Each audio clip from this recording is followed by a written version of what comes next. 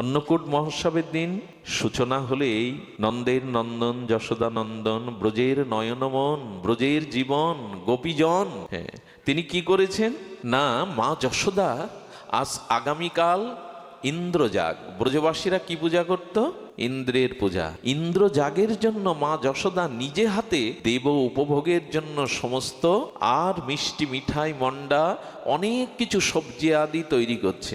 গোপাল আস্তে আস্তে পায়ে হেঁটে গিয়ে মার হাতে ওই মিষ্টান্নগুলো নিয়ে যখন কেড়ে নিয়ে, গোপাল গোপাল সরে যা সরে যা, সুষ্ণা সুষ্ণা, আরে এটা স্পর্শ করলে আর দেবতাকে ভোগ লাগানো, যা যা চলে যা চলে যা। বাবা ও কাঁদতে কাঁদতে নন্দ বাবার কোলে এসে বসেছে। কিরে লালা কাঁদছিস কেন? গোপাল কাঁদছিস কেন? দেখো মা আমাকে ভালো ভালো মিষ্টান্ন সবজি করছে, কিছুই দিল না, বললো বেরিয়ে যা, তুই ছুলে ভোগ লাগবে না। আচ্ছা বাবা, কার ভোগের জন্য মা এগুলো করছে? অন্নকূটের শুরু এখানে। আজ অন্নকূট মহোৎসব, তো মা কার জন্য করছে? আমাকে ছুতে দিলেন বাবা ইন্দ্রকে। গোপাল তখন বলছে বাবা ইন্দ্রকে? বলে গোপাল ইন্দ্র হলে দেবতাদেরও, হ্যাঁ তিনি দেবতাদের রাজা, দেবরাজ ইন্দ্র। তো বাবা এই ভোগ রাগ সব ইন্দ্র খাবে? বলে হ্যাঁ রে। বলে ইন্দ্র খাবে কেন? গোপাল বলছে ইন্দ্র খাবে কেন?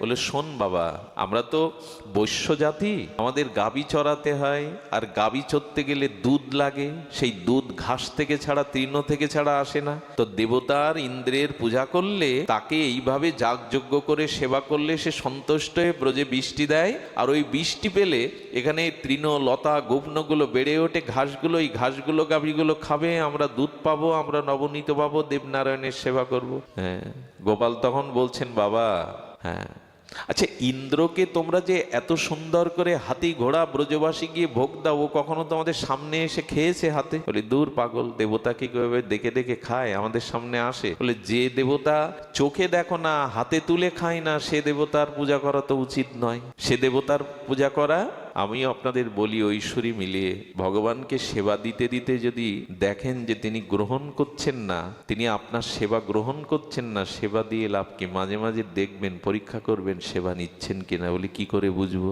সেবা দিতে দিতে মাঝে মাঝে গোপালের দিকে তাকাবেন, প্রশ্ন করবেন, এতদিন ধরে তোমাকে যে সেবা কার্য করছি তুমি গ্রহণ করেছো, একদিনও তো বলো না। যদি বলেন কি করে বলবে জানেন? সেবা দেওয়ার পরে বিগ্রহের দিকে তাকাবেন, ঠোঁটের কোণে যদি হাসি দেখতে পান, নয়নের কোণে যদি আনন্দ রেখা দেখতে পান, জানবেন আজ আপনার ভোগ উনি গ্রহণ করেছেন, আজ অবশ্যই গ্রহণ করেছেন। কিন্তু যদি মুখের দিকে তাকিয়ে দেখেন যে তার মুখটা অন্ধকার, আগের মতো হাসি নেই, আনন্দ নেই, জানবেন নিবেদন হয়নি। দেবতা সাক্ষাৎ গ্রহণ করেন তো বাবা, তাকে কি দিয়েবে? বলছে দেবতার নামে এসব বলতে নেই। বলে যে ভগবান হাতে তুলে খায় না, দেখা দিয়ে খায় না, সামনে খায় না, তাকে দিয়ে লাভ কি? বলছে গোপাল এসব বলতে নেই। বলে বাবা তাহলে শোনো। শুনছেন তো আপনারা? ঘুম আসছে না তো? শুনুন, সেই আজকে তো এইটা শোনার দিন। আজ রাধা কুণ্ডে ব্রজমণ্ডলে গিরি গোবর্ধন তটে আজকে যে অন্নকূটের মহোৎসবের আনন্দ, আমরা অন্তত দূর থেকে তার কিঞ্চিত স্পর্শ করি, একটু অনুধাবন করি। গিরিরাজ তটে আজ অন্নকূট বলে কেন জানেন? অন্নকূট মানে পর্বত, পাহাড়। আজকে অন্নের পাহাড় করেই আজ তারা অর্চন করছে। তো বলছেন বাবা, 100 অশ্বমেধ যজ্ঞ করলে ইন্দ্র হওয়া যায়, তা জানো বাবা? 100 অশ্বমেধ যজ্ঞ করলে দেবরাজ ইন্দ্রর পদ পাওয়া যায়, স্বর্গের রাজা হওয়া যায়। বাবা ইন্দ্র তো সবাই হতে পারে 100 অশ্বমেধ যজ্ঞ করলে, ক্ষমতা থাকলে। বলে কানাই এসব বলিস না, দেবতার নামে বলতে নেই। বলে বাবা কাল ইন্দ্রজাগ হবে না। গোপাল কিছু বললে কিন্তু নড়ে বসে ব্রজবাসীরা। বলছে গোপাল এসব বলতে নাই, বৃষ্টি হবে না, ব্রজে বৃষ্টি হবে না, গাভী মাতাগুলো কি খাবে? ইন্দ্রের বাপেরও সাধ্য নেই বৃষ্টি দেওয়ার। কে বলছেন কথা?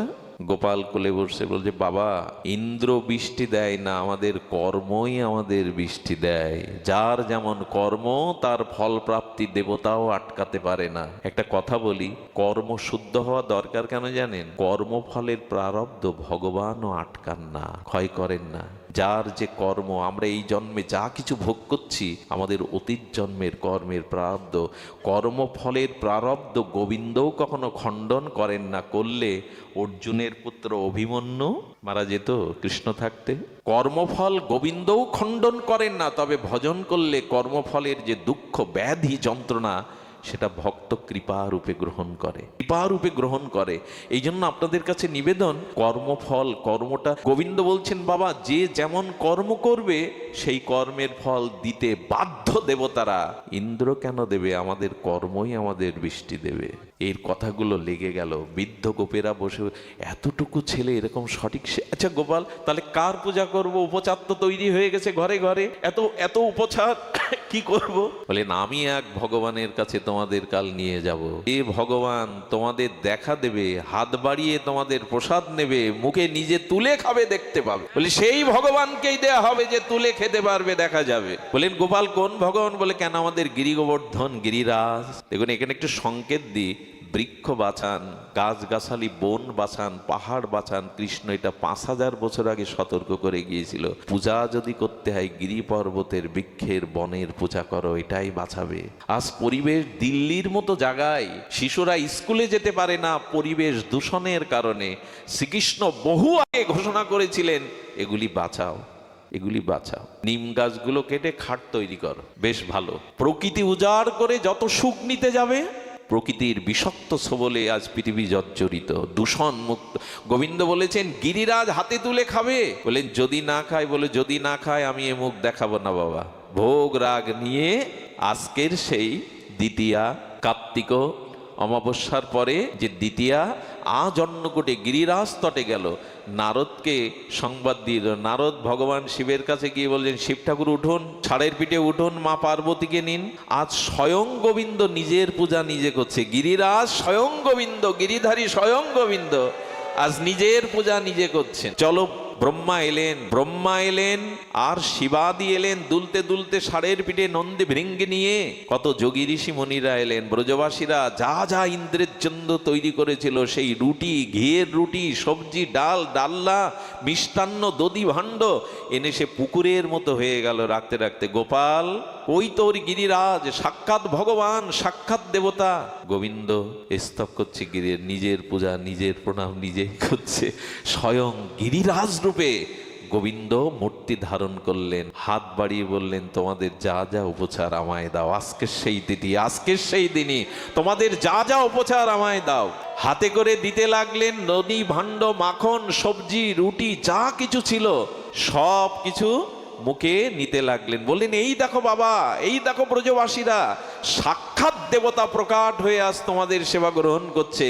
একে সেবা করবে না তো কার সেবা করবে? সমস্ত কিছু আহার করছেন আর বর দিচ্ছেন। মাঝে মাঝে বললে একটু জল দাও, কলসি করে জল দিয়ে কি করছেন জানেন? কুলুকুচু করে যেখানে ফেলছে সঙ্গে সঙ্গে ঘাসগুলো বড় বড় হয়ে যাচ্ছে। বাবা দেবরাজ ইন্দ্র বৃষ্টি দেবে কবে, ঘাস কবে বড় হবে, এই দেখো ওনার প্রসাদী কুলুকুচুতে ঘাস তৃণ হয়ে যাচ্ছে। গোবিন্দের কি লীলা।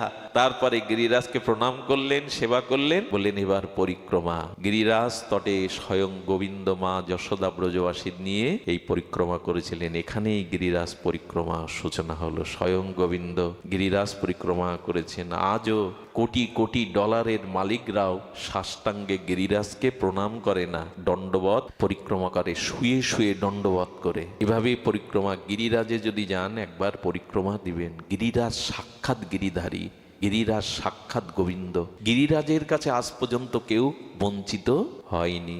যারা গিরিরাজে গেছেন, গিরিরাজের তটে বাস করেছেন রাধাকুণ্ডে, যারা গিরিরাজ পরিক্রমা করেছেন, কত সাধক যে জানেন নির্জলা একাদশী থেকে 24 ঘন্টা নির্জলা থেকে 2 বার করে এখনো পরিক্রমা দেয় চৈতন্য বাবা সহ ওনারা। ভাবা যায় 24 ঘন্টা জলও নেয় না, তাতে করে 2 বার করে গিরিরাজ পরিক্রমা দেয় এইসব মহাত্মারা। একবার ব্রজে যাবেন, গিরিরাজকে প্রণাম করবেন। গিরিরাজ সাক্ষাৎ যখন পরিক্রমা করলেন, স্তুতি করলেন, সেই দিন থেকে গিরিরাজের শুরু হলো। অন্তিম কথা হলো, বিশ্রাম কথা হলো, দেবর্ষীনাথ স্বর্গে গিয়ে বলছেন ঢেগুর তুলছেন। নারদ কি তুলছেন? ঢেগুর তুলছেন, উদ্গীরণ তুলছেন। নারদকে বলছেন দেবরাজ ইন্দ্র খুব বেশি পেয়েছেন বোধহয়। বলে পাবো না, তোমার যা ভোগ রাগ সব আমি এখন পেয়ে আসছি। বলে তার মানে? বলে তোমার পূজার প্রসাদ পেলাম তো। আমার পূজা আমি জানলাম না, আমার পূজার প্রসাদ কোথায় পেলে? তখন ওই যে তোমায় যে পূজা দিত না, সেই পূজা আজ গিরিরাজের দিয়েছে, সেই প্রসাদ পেয়েই তো এই দশা আমার। বলে আমার পূজা বাদ দিয়ে অর্বাচীন বালকের কথায় কৃষ্ণকে কি বলছে? অর্বাচীন বালিশ, বালক। হ্যাঁ, এই মূর্খ বালকের কথায় আমার যজ্ঞ ছেড়ে ব্রজবাসীরা গিরিরাজের পূজা করে আমার খাওয়ার সব ও খেয়েছে। সঙ্গে সঙ্গে বজ্রকে আহ্বান করলেন, সঙ্গে সঙ্গে মেঘকে আহ্বান করলেন। 7টা দিন নিরীহ ব্রজবাসীদের উপরে দেবরাজ ইন্দ্র ক্ষিপ্ত হয়ে ক্রোধান্বিত হয়ে বজ্র বৃষ্টিতে ভাসিয়ে দে, ব্রজবাসীদের মেরে ফেল, কেউ যেন অস্তিত্ব বেঁচে না থাকে। 7 দিন বজ্র বৃষ্টির তরঙ্গেতে গোবিন্দ তখনই আর বাম হস্তের কনিষ্ঠ অঙ্গুলিতে বাচ্চারা যেমন ছাতা ফোটায়, ছোট ছাতা, অনেকেই বলে গাল গল্প কেন দাও, কেড়ে আঙুলের উপরে কেউ ওরকম একটা পর্বত ধরতে পারে? গোবিন্দের কাছে ওটা ছোট ছাতা ধরার মতো, বাচ্চারা যেমন ছাতা ধরে মাথায়, ওইভাবে ধরলেন। অনাদির আদি গোবিন্দ, তার কাছে এটা অসম্ভব কিছু নাই, বরঞ্চ একটা তুলো ধরার মতো। ছোট বাচ্চারা যেমন ছাতা ফুলায়, ছাতা ধরে রাখলেন, বললেন কারো সাধ্য নেই তোমাদের ক্ষতি করে, এসো আমার আশ্রয় এসো। সর্বধর্মাং পরিত্যাজ্য মামেকাং শরণাং ব্রজেশো, সকলে আমার আশ্রয় এসো, আর তোমাদের ভয় নেই, আর তোমরা নির্ভয় হবে, আমার আশ্রয় এসো। এ ডাক কি শুধু ব্রজবাসীদের ডাকলেন না, আমাদেরও ডাকলেন। আমার শরণে এসো, আমার চরণে এসো, আর তোমাদের ভয় নাই। আজও এই আহ্বান আমাদের মানতে হবে। সর্বধর্মান পরিত্যাজ্য মামেকাং শরণাং এসো। আমরা এসেছি তো তার ছায়াতলে। গিরিরাজধারী গোবর্ধনধারী আজ ডাকছেন আমাদের, এসো। 7 দিন বাদে দেবরাজ ইন্দ্র হেসে বললেন দেবতাদের, দেখো সব শেষ। ওইখান থেকে তাকিয়ে বলছেন, সত্যি বলেছেন, কোনো ব্রজবাসী নেই, ঘরদোর কিছু নেই, শুধু ওই গিরিরাজ পর্বতটা দেখা যাচ্ছে। দেবরাজ ইন্দ্রের হিংসা দেখুন, ওই মুহূর্তে সে বলছে আমার খাবারগুলো খেয়ে পেট মোটা হয়েছে তো এই জন্য ওরকে দেখা যাচ্ছে, আর তো কেউ বেছে নেই। তখন বলছে এই পর্বতটাকে ধ্বংস করা উচিত। বারবার বজ্র নিক্ষেপ করছেন, বারবার বজ্র নিক্ষেপ করছেন। ইন্দ্র স্বয়ং তাকিয়ে দেখে গিরিরাজের ক্ষতি তো পড়ে মরুক, গিরিরাজের বুকে একটা বৃক্ষের পাতা পিঁপড়েগুলোও মরেনি। উনি তখন বুঝলেন আমার কোথাও ভুল হয়ে গেল। একটা কথা বলি, যারা গৌর গোবিন্দের ভজন করেন, গোবিন্দ এত কৃপালু, এত করুণাময়, সেই ভক্তের যদি কখনো অভিমান অহংকার আসে, গোবিন্দ সেই অহংকার আগে দূর করে দেন। ইন্দ্রের অহংকার হয়েছিল, গোবিন্দ বলেছিলেন ব্রজবাসীর একটা ধুলি হওয়ার যোগ্যতা তোমার নেই, আর সেই ব্রজবাসী গোপীদের নন্দ বাবা মা যশোদার পূজা তুমি নাও, এটা তোমার অধিকার আছে নেওয়া। তোমার অহংকার হয়েছে তুমি দেবরাজ, তোমার অহংকার হয়েছে তুমি স্বর্গের অধিপতি। তাই গোবিন্দ ইন্দ্রের বা ভক্তের অহংকার আজও রাখেন না। অহংকার থাকলে তো তাকে পাওয়া যাবে না, প্রেম ভক্তি পাওয়া যাবে না। সেই অহংকার বিদূরিত করবার জন্য ইন্দ্র বললেন, কার এমন শক্তি আছে আমার বজ্রকেও একটা পাতাকে ঝরাতে পারেনি, পিপিলিকা মারতে পারেনি। এসে দেখছে নাচ গান চলছে, এসে দেখছে নাচ গান চলছে। নাচ গান চলে পরমানন্দে যখন এসে দেবরাজ ইন্দ্র ধ্যানে দেখলেন অনাদিরাদি সর্বকারণে আমার প্রভু লীলা করছেন বৃন্দাবনে, আমি বুঝতে পারিনি। ইন্দ্র তখন চোখের জলে গোবিন্দের চরণ আর গাভী মাতা নিয়ে যে চরণটা স্খলন করেছিলেন, প্রক্ষালন করেছিলেন, সেই চরণ ধোয়া জল আর দুধ দিয়ে তৈরি হয়েছিল আজকের বিখ্যাত গোবিন্দকুণ্ড। গোবিন্দকুণ্ডের জল আজও স্পর্শ করলেও নদী পাবেন। গোবিন্দের চরণ বিধৌত ইন্দ্রের চোখের জল আর সুরভি গাভী মায়ের জল দিয়ে তৈরি এই গোবিন্দ আজও নিভৃত বৃন্দাবনের স্থান। গোবিন্দকুণ্ডে যারা যায় তারা সাক্ষাৎ ওইখানে লীলাস্থলী আস্বাদন করতে পারে। একবার নয়নমনকে বলুন, কবে গোবিন্দকুণ্ডে যাব, কবে রাধাকুণ্ডে বাস হবে, কবে ব্রজের ধুলি মাখতে পারবো।